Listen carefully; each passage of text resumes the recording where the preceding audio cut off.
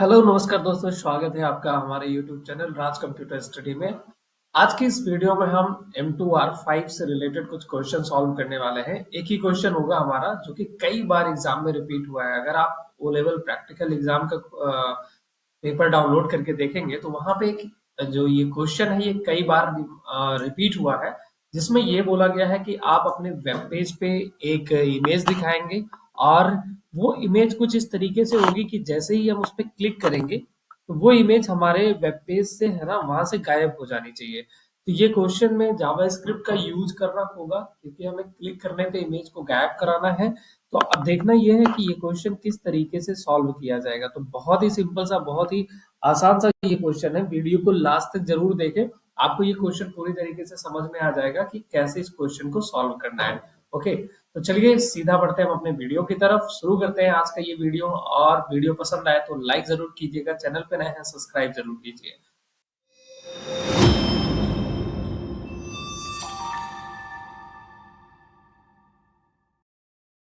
तो बढ़ते हैं अपनी वीडियो पे। अब इस क्वेश्चन को सॉल्व करने के लिए सबसे पहले तो मुझे एक अपना वेब पेज बनाना होगा। तो मैं अपना एक वेब पेज बना लेता हूँ। इसका नाम मैं कुछ भी रख लेता हूँ कि जैसे मैंने यहाँ पे नाम रख दिया है कि remove.html। और इसके बाद यहाँ पे अब हमें क्या करना है कि एक सबसे पहला काम कि एक बॉयलर प्लेट इंसर्ट करना है।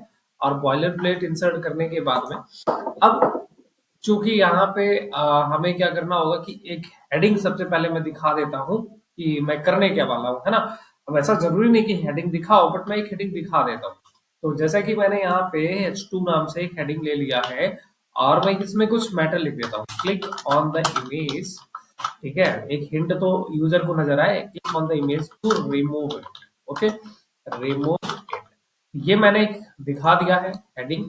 अब क्या करना है मुझे कि एक इमेज लगाना है। तो इमेज लगाने के लिए मैं IMG टैग का इस्तेमाल करूंगा। जैसा कि आप अच्छे से जानते हैं कि इमेज के लिए IMG टैग इस्तेमाल होगा।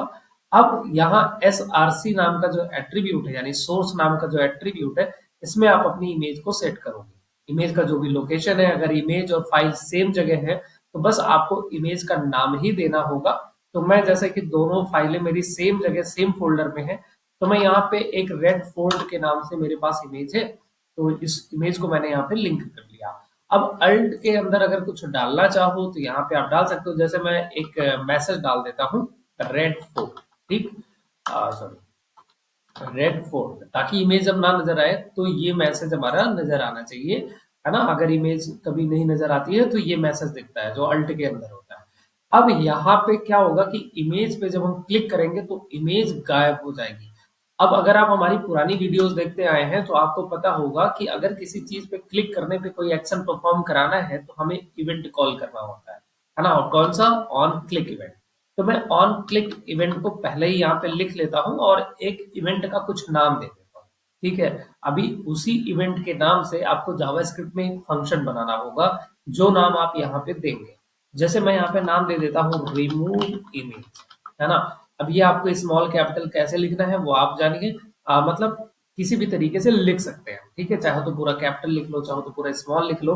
मैंने कुछ इस तरीके से इस कैमल के स्टाइल में लिख लिया है।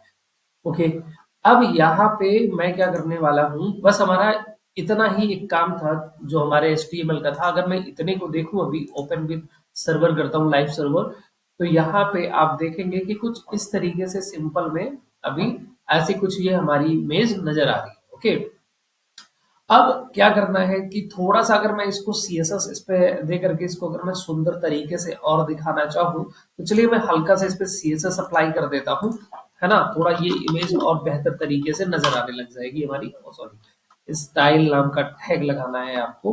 ओके, तो स्टाइल टैग हमने यहाँ पे लगा लिया है। अब हम यहाँ पे जरूरी तो नहीं है वैसे, लेकिन अगर आप लगा देते हैं, आपकी स्पीड बढ़िया है, आपके पास समय है, तो CSS थोड़ा बहुत अप्लाई कर दीजिए ताकि ये अच्छे से आपके पेज पे दिखाई दे।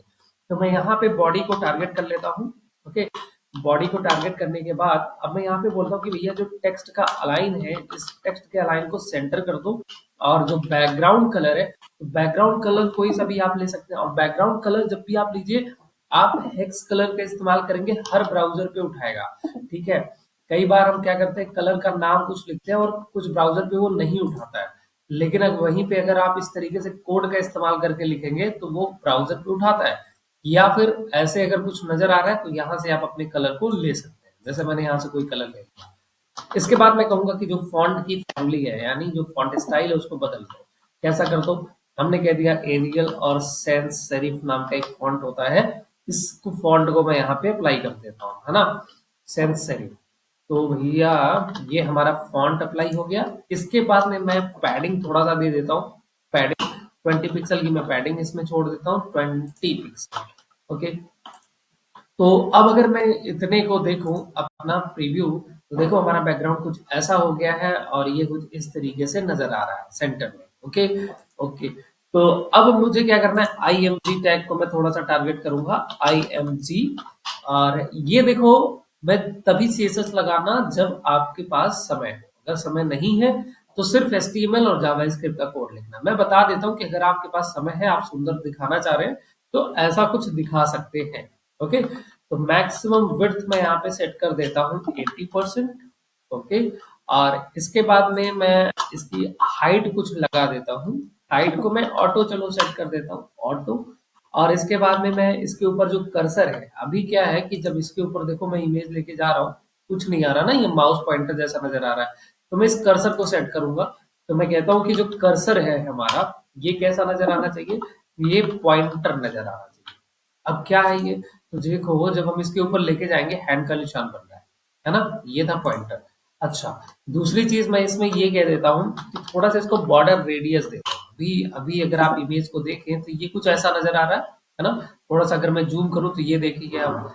अब अगर मैं इसमें हल्का सा बॉर्डर रेडियस दे देता हूँ, 10 पिक्सल का बॉर्डर रेडियस दे दिया, अब आप देखिए थोड़ा सा यहाँ पे रेडियस अप्लाई हो, ठीक। और इसके बाद में मैं यहाँ पे इसको एक शैडो भी दे देता हूँ, तो बॉक्स शैडो। और बॉक्स शैडो में मैं कुछ इस तरीके से यहाँ पे शैडो अप्लाई कर दूंगा, है ना। और आरजीबी यहाँ पे कलर पूछता है ना, तो आरजीबी या सॉरी आरजीबी या आरजीबी ए कलर दे सकते हैं आप। ओके, जिसके अंदर मैं रेड को 0 पिक्सल, फिर ग्रीन को 0 पिक्सल, सबको 0 पिक्सल, बाकी जो ओपेसिटी है मैं इसको थोड़ा सा मैनेज कर लेता हूँ, इतना कर दिया। अब जरा आप देखिए, ये हल्का सा देखो नजर आ रहा है। ओके, फर्स्ट क्लास इमेज नजर आ रही है ना यहाँ पे। अच्छा, जो बैकग्राउंड कलर है ये थोड़ा सा डार्क नजर आ रहा है मुझे, तो मैं यहाँ से इसको हल्का लाइट कर लेता हूँ, है ना। और फर्स्ट क्लास।